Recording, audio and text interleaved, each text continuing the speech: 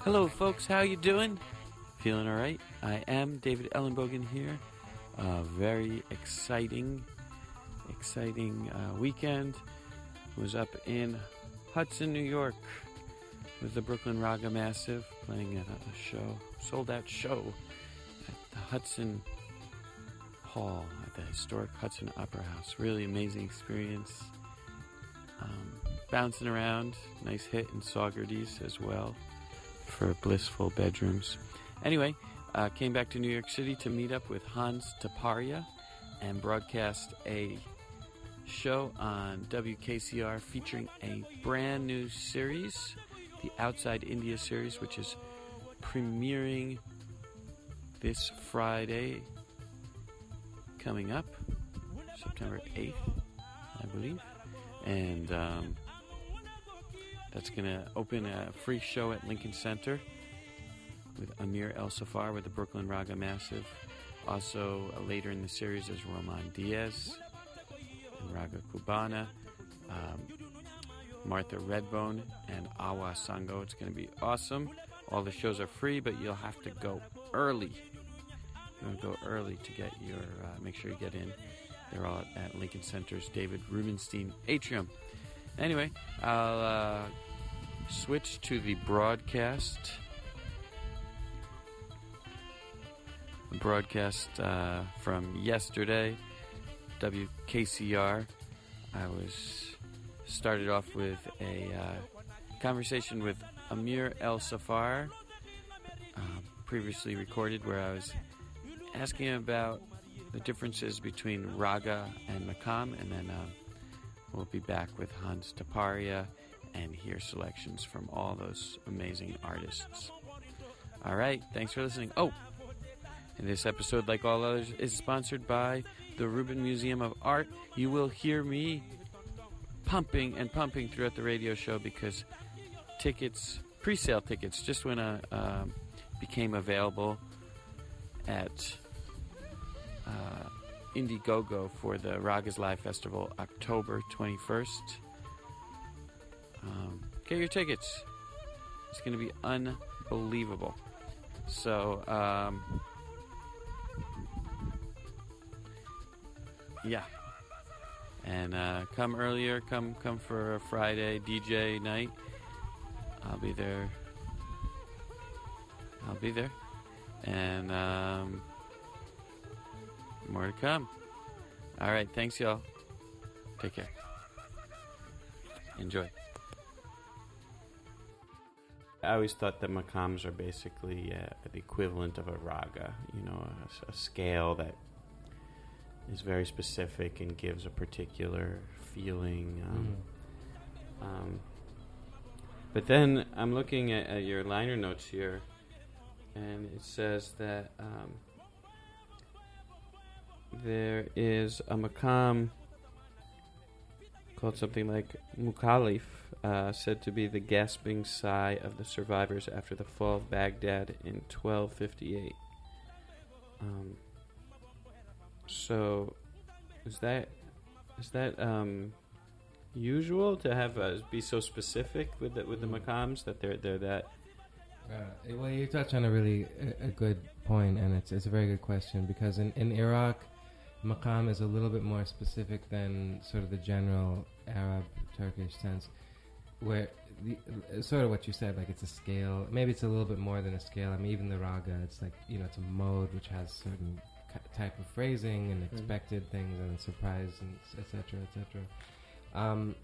In Egypt or in Syria or in even Moroccan music and like the classical traditions, and then in Turkish music especially, when you say like maqam Saba or Siga or Rast, all these maqams, they are more or less a mode with sort of characteristic phrasing, and then you can do an improvisation in a maqam, or you can write a various types of forms. It'd almost be like saying symphony in C major. You'd say like semi in maqam Rast, you know, or longa, which is another form, in maqam Bayati, etc., etc.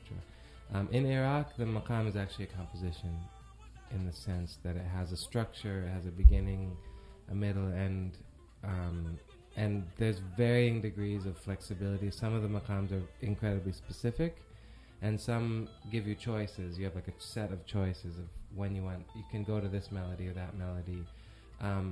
But unlike a sort of normal composition, the way I would think of compositions, they're heavily improvised. So there's a lot of areas in which the singer or instrumentalist is free to do variations and maybe repeat phrases or take little segments of a phrase and explore them, and that's where the innovation comes in. But it's within this set kind of confine of a composition. And it's very it became so stimulating to me as a jazz musician and coming from classical music as well, Western classical music. When I got into the maqams, like this notion of improvisation versus composition, because it was like so specific and yet very, like I listened to 10 different recordings and hear 10 wildly different interpretations.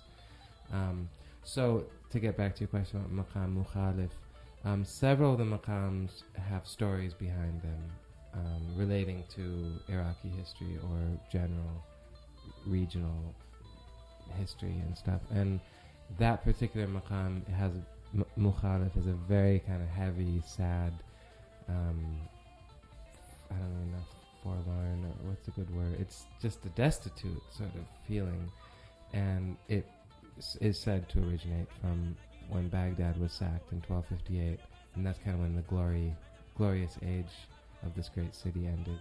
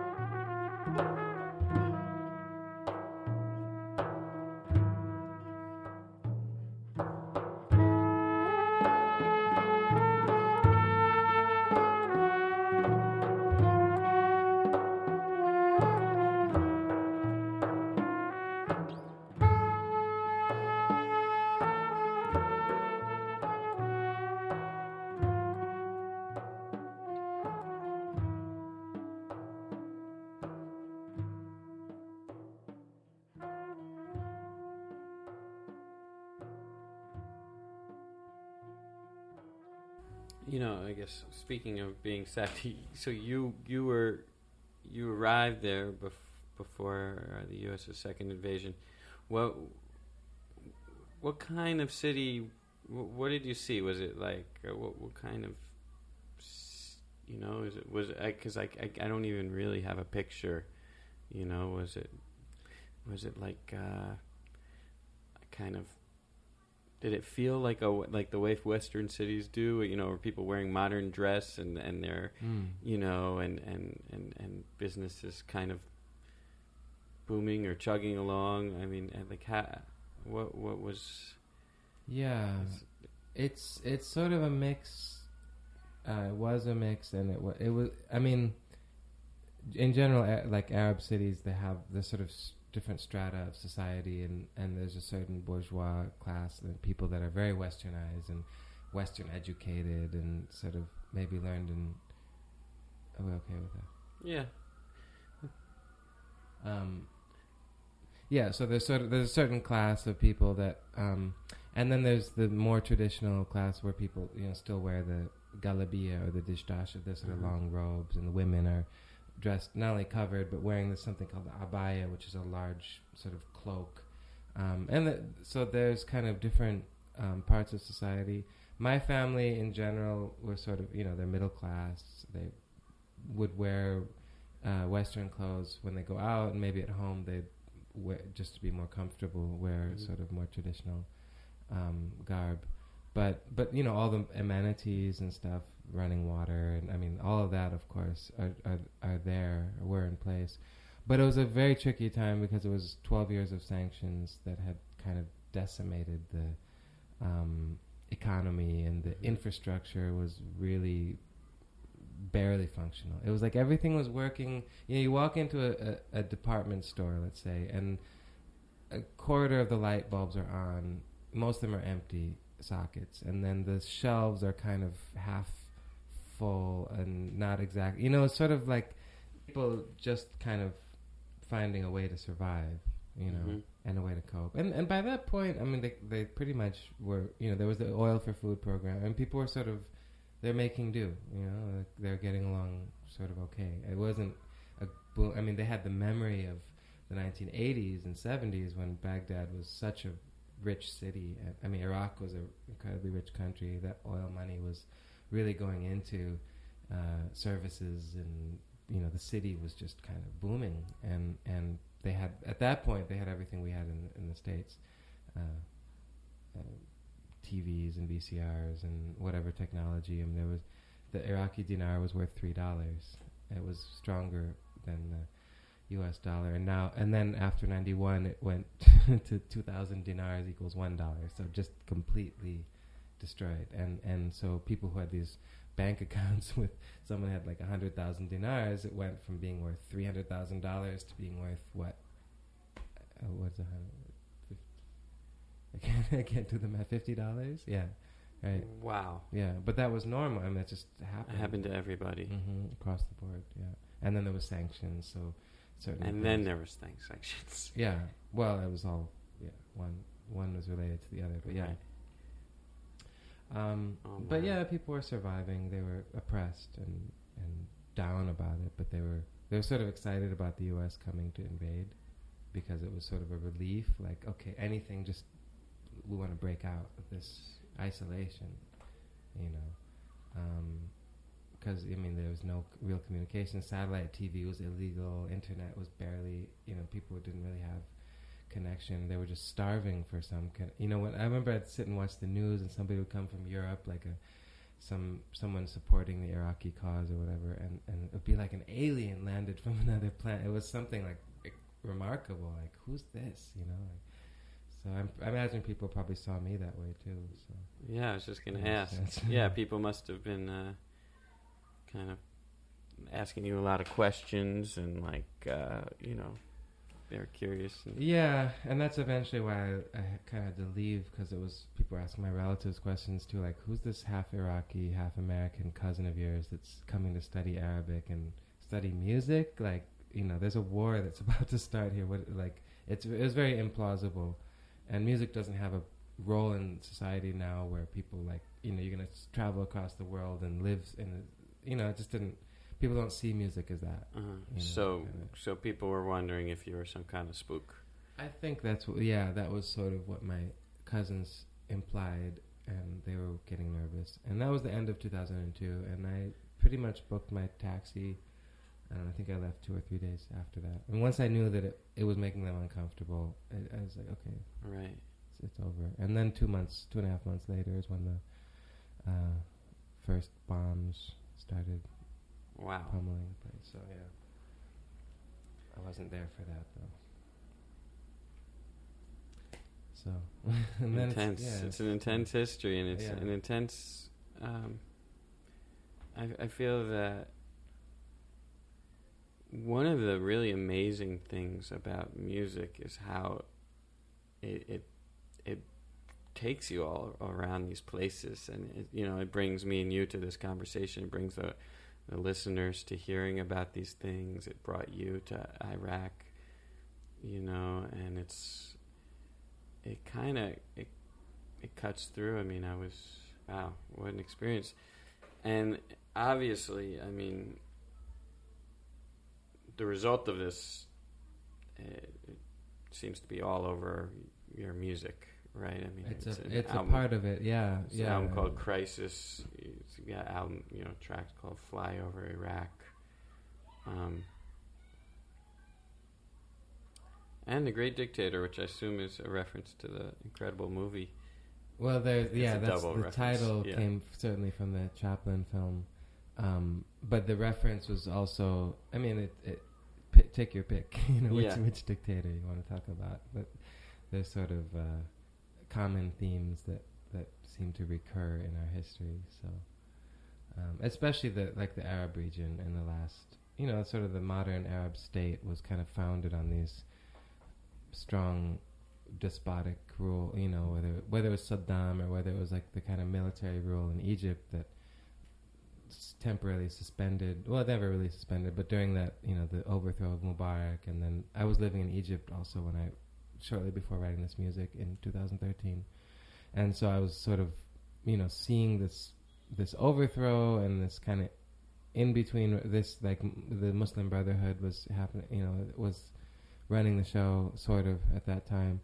And people were fed up, and like the same people who just worked so hard to depose a ruler of 35 years were now trying to depose this new president that they weren't happy with. And it's like, well, what's next? And then, okay, well, back to square one. Let's go back to the military rule and just another person, but more or less the same stuff. And then people are sort of happy, seemingly, and you don't really know what that means exactly.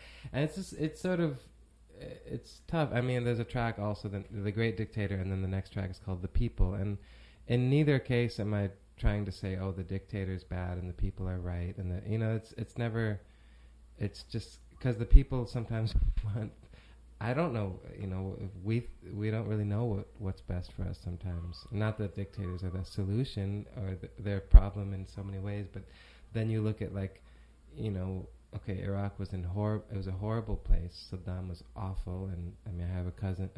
My uncle was executed during Saddam's time, and for just speaking speaking his mind. And at home, yeah, someone recorded him and took him. And he was a 4-star army general, retired, and so this was the fate of anybody who. It was known. It was common disappearances, random. Searches, whatever. I mean, anything could happen, So it was horrible, and yet I was still able to visit Iraq during that time. I was still able to come and go. Now I wouldn't think. I think about it, but I haven't been back. It's not the time. It's really still. I mean, so not to say like that was a good situation. There's a bad. I mean, it's like from bad to worse, but the problem set changes. So. Anyway, but people were there were some people that maybe naively or blindly just wanted this Saddam gone so something else could come, but that something else ended up being worse. Or the people in Egypt, or the people here, or I don't know where, it's sort of, they're open-ended questions, I guess. Yeah. I'm more interested in the questions than trying to find answers, because answers can't really be trusted for very long, so...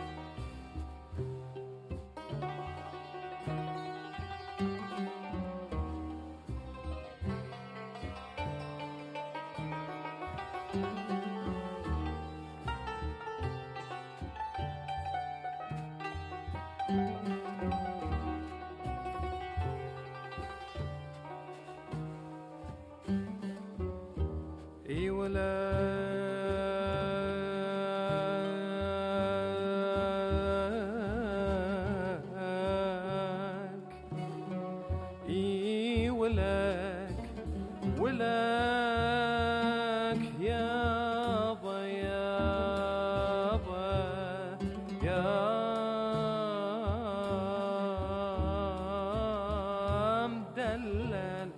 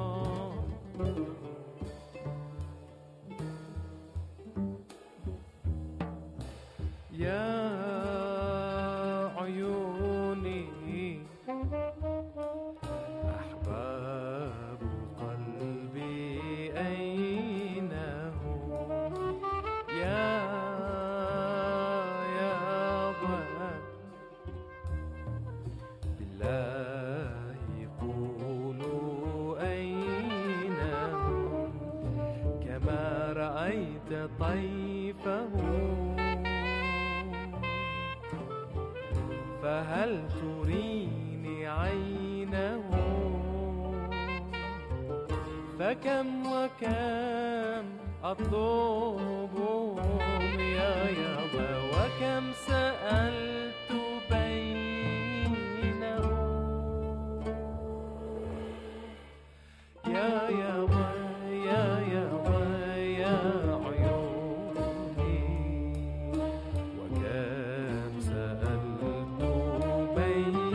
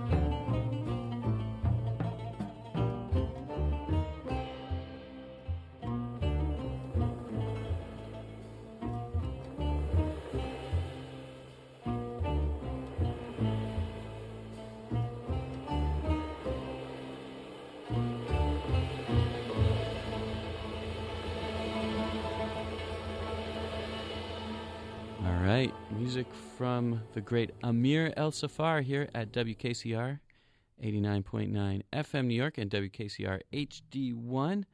I am in the studio with Hans Taparia from the India Center Foundation. How you doing, Hans? Doing well, thank you. Yeah, great to have you. Thank you for having me here. This is lovely. Yeah, and the reason we are lucky enough to have Hans in the studio with us is that artist we just were speaking with and listening to his music, Amir El Saffar, will be putting on a free concert this Friday, kicking off a really fascinating series called Outside India, and that will be taking place at the Rubenstein Atrium in Lincoln Center, 7:30. And these free shows happen to be sometimes tough to get into because crowds run. So we are going to give away a couple reserved seating tickets in just a little bit. So you'll want to stay tuned and wait for that. So on that series, we have Amir El Saffar. We have Iraqi-American jazz musician. We have Roman Diaz, incredible Afro-Cuban musician. Martha Redbone, who is a really interesting background, Native American, African American, Appalachian background. And who am I missing, Hans? Awa Sangho. Awa Sangho of Mali. Yeah, we'll check that out. So maybe just off the bat, what was the inspiration behind the series overall? Well, maybe I'll just give you a little bit of background on the India Center Foundation and its charter. The India Center Foundation is a new institution here in New York City. We're in about our second year of operation, and it's dedicated to the study of the Indian subcontinent, the promotion of its cultural life, and its unique relationship between India and the United States. We host dialogues, exhibitions, music programs, film festivals to promote this mission. And down the road, we may add a research component to our work and perhaps even serve as a host for bilateral discussions one day and the like. And so the idea of outside in, it's outside in is really outside India is really the play on words of outside in. The idea behind that is to bring together what is being curated by Brooklyn Raga Massive with its mastery of Indian classical music and blending it with other traditions from outside of India. In this case, Iraqi traditions or Appalachian traditions or Malian traditions or Cuban traditions. And in some ways, those outside traditions themselves are blends of something else. So it's kind of a blend within a blend, if you will. And that's really central to the mission of the India Center Foundation. Awesome. So what did you hear in Amir El Saffar that kind of made you feel that he was an ideal match for your vision of what you're trying to get across? I think in Amir's music, there's a lot of love. There's a lot of lost love. There's a lot of romance. There's a lot of contemplation. There is something about there's a sense of slowing things down in some ways, meditation as well. So when you think about what he represents as an Iraqi American, and bringing that into and fusing that with Indian classical music here in New York City at Lincoln Center on the Upper West Side is symbolic of something we need to do a lot more of. I mean, we at the India Center Foundation feel like we all need to do our small part in helping communities, people, audiences know that as humans from different cultures, there's more that binds us than that separates us.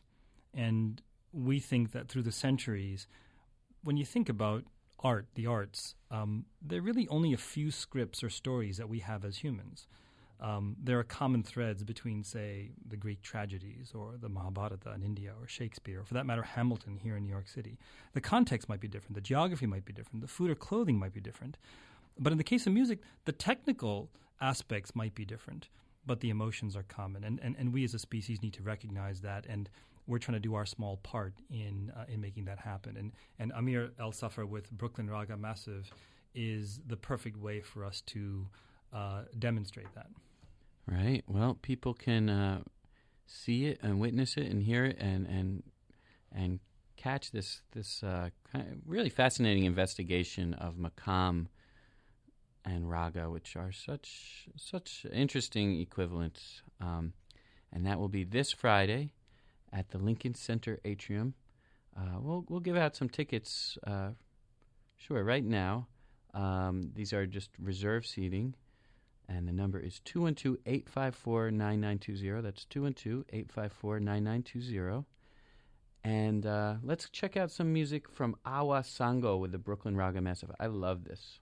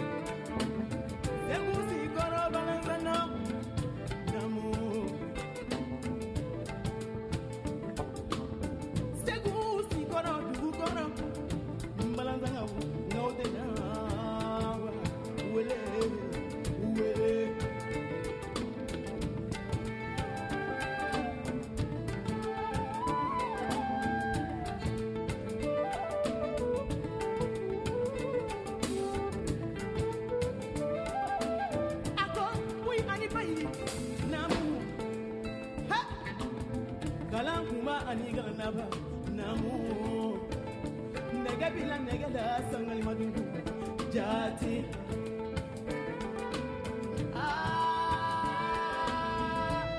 neko sirate wa kote baka sirate wa votane vota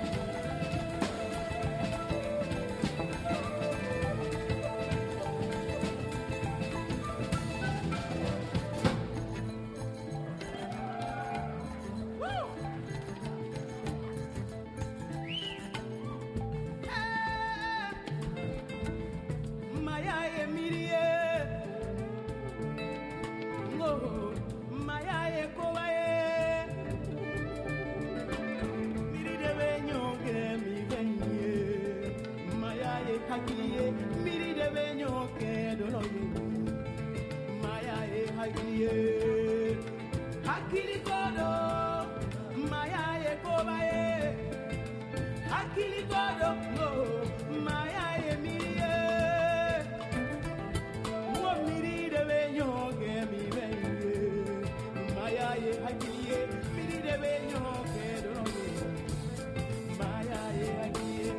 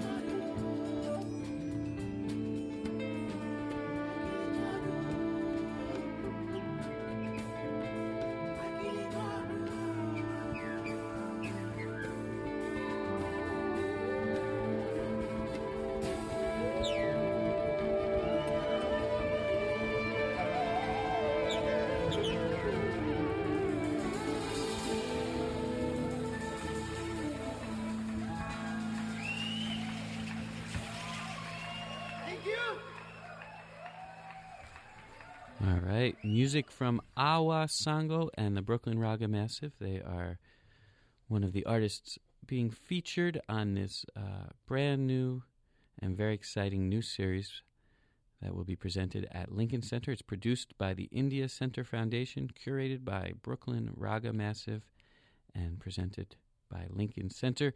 And the opening night is this Friday coming up, with Amir ElSaffar and Arun Ramamurthy, who was the violin player on that last track, and Jay Gandhi, who was the bansuri player on that last track. Also, Abik Mukherjee, one of the great sitar players in our community, will be on that show. That's 7:30 at Lincoln Center. And while I am plugging, I forgot to mention earlier that tickets for the Ragas Live Festival just went on sale 2 days ago or something like that.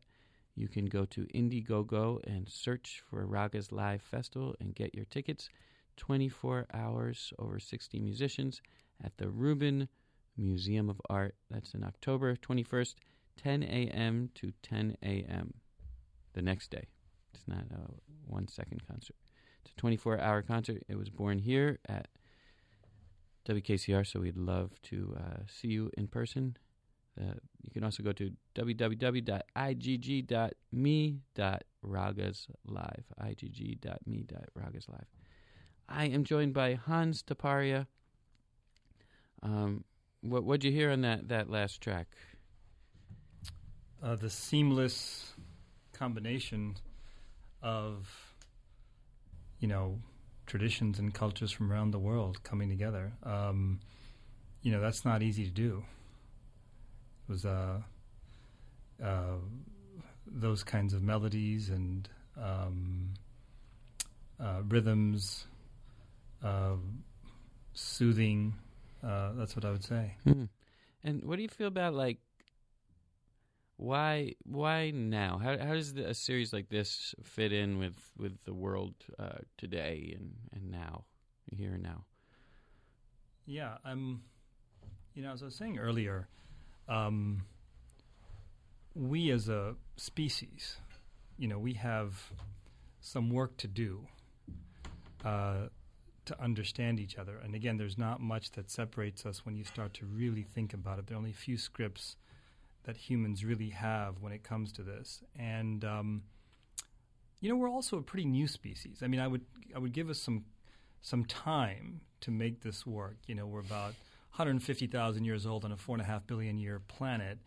We've only really been living in communities for about 10,000 years. And so, because a lot of people say, by now we as humans should get this. We should understand our similarities. But we have work to do. The current global political climate suggests that, but we're also kind of young, I would say. Yeah, it's if you look at the big view, right? Yeah, agriculture only kicked in 10,000 years ago. So now is important. Yeah. I mean, for me, we were talking off mic about the differences between the collaborations of the 1970s and late 60s when this first kind of became a thing, and also some artists like Yusef Lateef were experimenting with this stuff in the 50s as well. Do you feel there's a difference in the global reception and also in the artistic qualities of stuff from what's now 40, 50 years ago and how it's being produced today? Yeah. I think at that time, and certainly I recollect growing up in the 80s and 90s and hearing artists like Peter Gabriel and Sting, who seemed very comfortable with world music and working with the best in class musicians from all over. And it feels like today we don't have that in what you might call the popular music arena in the same way. Having said that, there's so much more going on. There's the sophistication of work and the attempt to blend traditions together is significantly more varied today as well. So there is something for everyone out there, and at least we have access to that today. Yeah. Well, I am excited to share another act that's going to be featured, and this is the Afro-Cuban tradition. And to many, that is a stretch because if you look at the differences between the uses of these musics, on one side you have Indian classical music, which, though born from folk music, existed in the courts. And then you have a music that was born in the cane fields, sugar cane fields of Cuba, and was actually illegal. Even 70 years ago, because of how African it was in nature. But then there's some interesting similarities, both spiritual traditions, both invoking in their own ways the divine.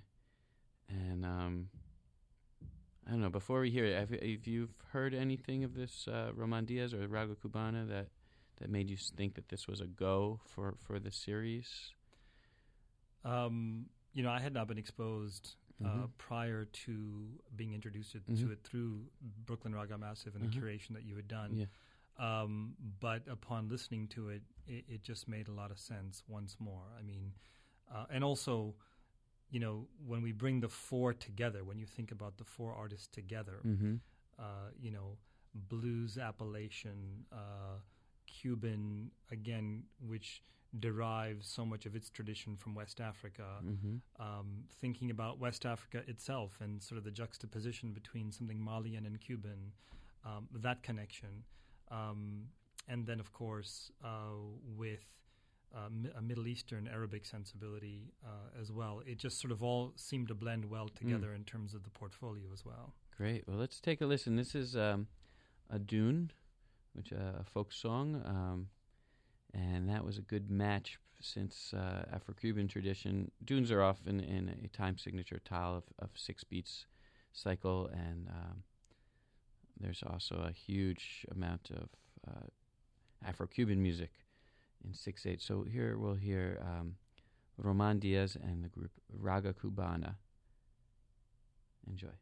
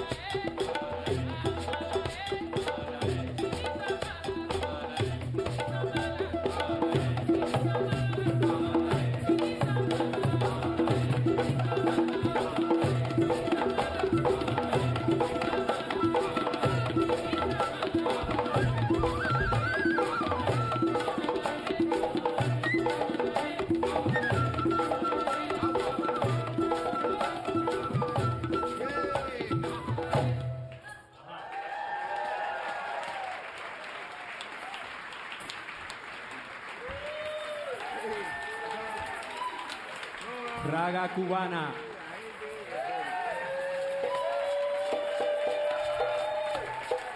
There's an excerpt, intentionally or unintentionally, of a concert from Brooklyn Raga Massive. You can hear the whole thing, Brooklyn Raga Massive, with Roman Diaz, the Afro-Cuban maestro, with Melvis Santa there on vocals, Jay Gandhi on flute, myself on guitar, David Ellenbogen, Michael Gamm on bass, Clemente Medina on bata drums, Folosona Arunsula on bata as well. We had Camila Celine on guitar there, and Aaron Hansen on tabla. Did I say Arun Ramamurthy on violin? He was there. Jay Gandhi were there. Both Arun and Jay will be playing this Friday on the start of the Outside India series. We hope to see you there at Lincoln Center. Free show. And all the music you've heard, every single thing, save that first 10 minutes or so, that's all available at the NYC Radio Live podcast. So you can hear the full, complete concert. You just look up Raga Cubana of that last track, or you could look up Awa Sangho. Awa, A-W-A, Sangho is S-A-N-G-H-O. Awa Sangho. You can go to that same website. You can hear the complete conversation with Amir ElSaffar there as well.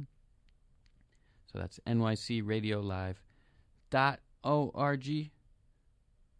I know that some radio listeners are very resistant to computers and podcasts in particular. So that's all right. You can always tune here 7 to 9 p.m. I'll be back at 11 p.m. as well. So I am joined here by Hans Taparia. Are you getting excited for the festival? Oh, yeah. Just warmed up. A great series, yeah. Thanks for putting it together, making it happen. I was curious, it seems like part of your broader mission is, maybe I'm wrong, but some kind of redefinition or investigation of being Indian, but not in India, but in America. Is that part of? Am I on the right track? Is that part of what's going on? Partly. Okay. Partly. It is. This is of course a country which has been a melting pot for people from everywhere. Here in New York City, we speak over 200 languages. So this is partly about identity, but it's also partly about what it means to bring Indian culture, Indian music, Indian dance, Indian arts, and blend those with what is quintessentially New York or American, which is itself a blend of many things. And so I like to think of this again as a blend within a blend, as opposed to highlighting what it means to be Indian in America per se. Right. So, yeah. And what brought you to this work? And what? We are a founding board of 5 individuals, and today we have a board of 9 people at the India Center Foundation. And we felt that there was a gap in the U.S. and here in New York City. There wasn't, in our view, an institution that was focused on the study of India and its broader relationship with the U.S. That was beyond the mission of a few individuals. It was there wasn't an institution that we felt had been set up to stand the test of time and support this, and not be about any one of us, but be about this particular mission. There are institutions for many other communities, but we felt that there really wasn't one that we could think of that was serving this purpose in New York City or in the U.S. All right. Well, we're glad for your work. Let's check out another track. This is the finale of the Awa Sangho performance. And this is actually available on a video. You folks can search for it. And this is just some smoking music. And Awa's introduction, she mentions that she is an activist, like actually many of the performers on the Outside India series. And this is called Nanga Rabba, which means the little girl. And she's an activist particularly for women's rights and children's rights. And I believe the lyrics are kind of telling you that when it's time to play, play, and when it's time to work, work. So here is Nanga Rabba, the little girl.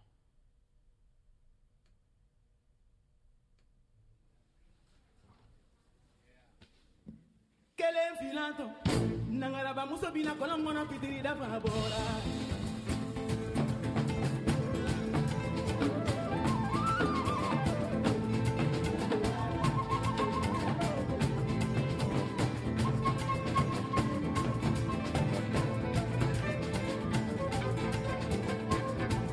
Kele filanto nangaraba muso bina kolongono pitiri da fabora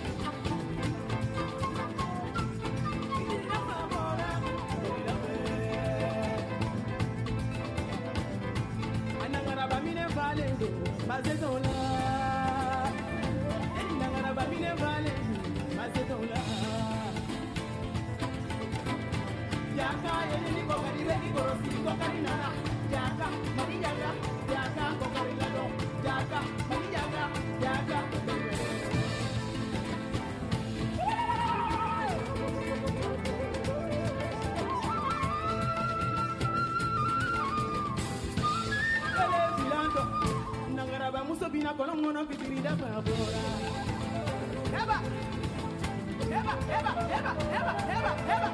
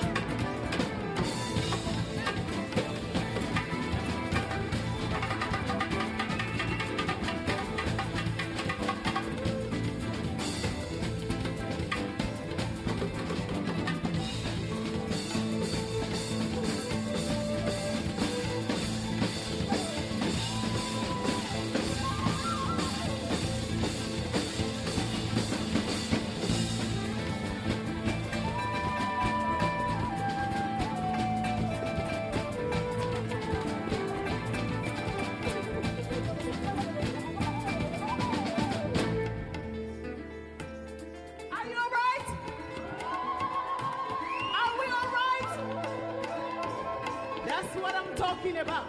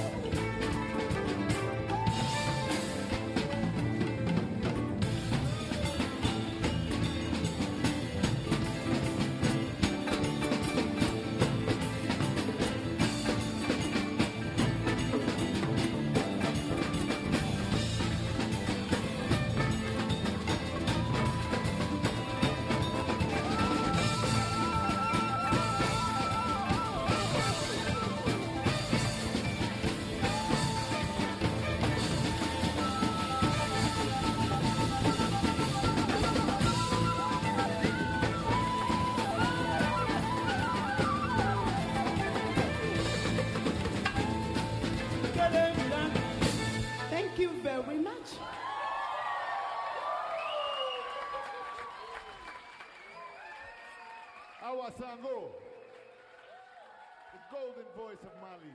Thank you. Namu. That was the voice of Danielle Moreno, the incredible percussionist and husband of Awa Sangho, stepfather to Malik Koni, the drummer, who is Awa's son there, and the Brooklyn Raga Massive playing there with Awa Sangho. And once again, Outside India series starts this Friday, 7:30 at Lincoln Center Atrium.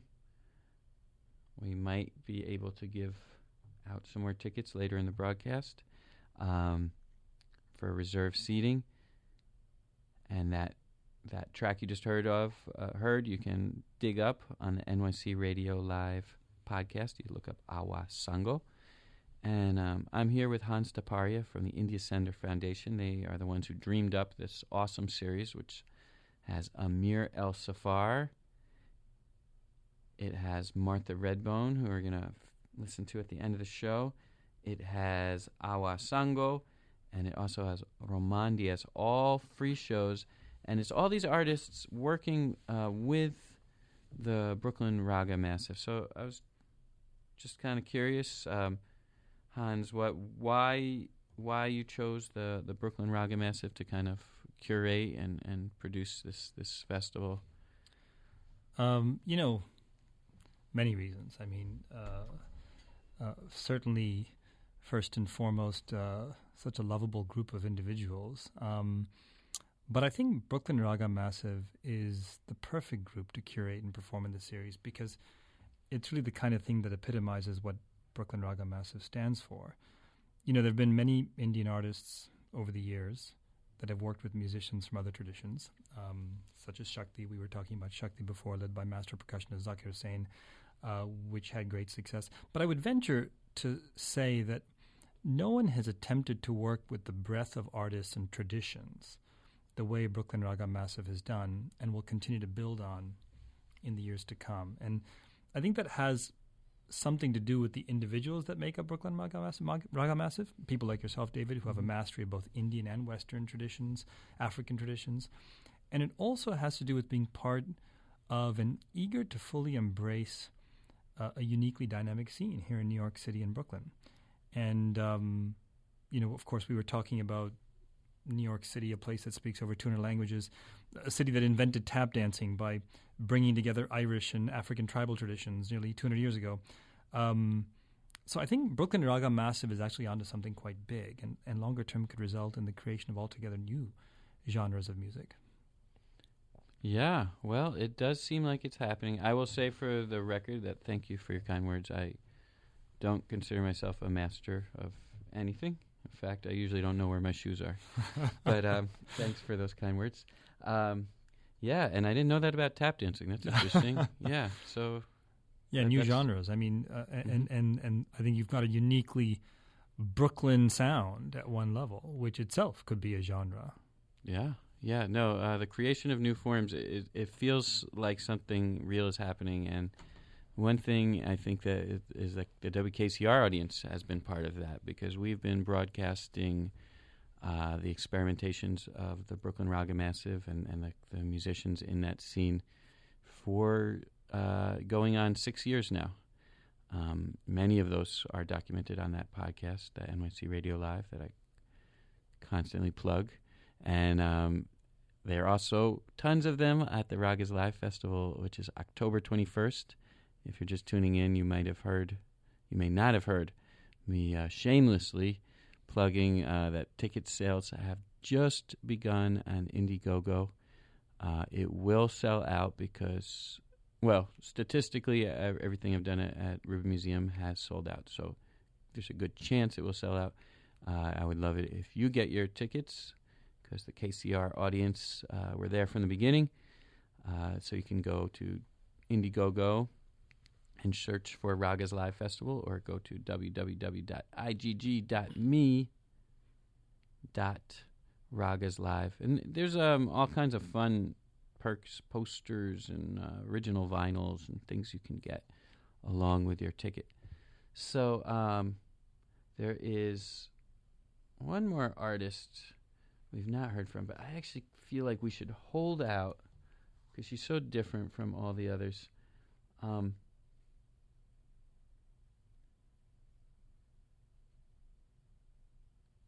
Yeah, let's hear another Raga Cubana collaboration, and this is another Dune, but different energy on this one. This is live at Pioneer Works, which was an incredible series. Talk about ambitious. The Brooklyn Raga Massive put on a different show every single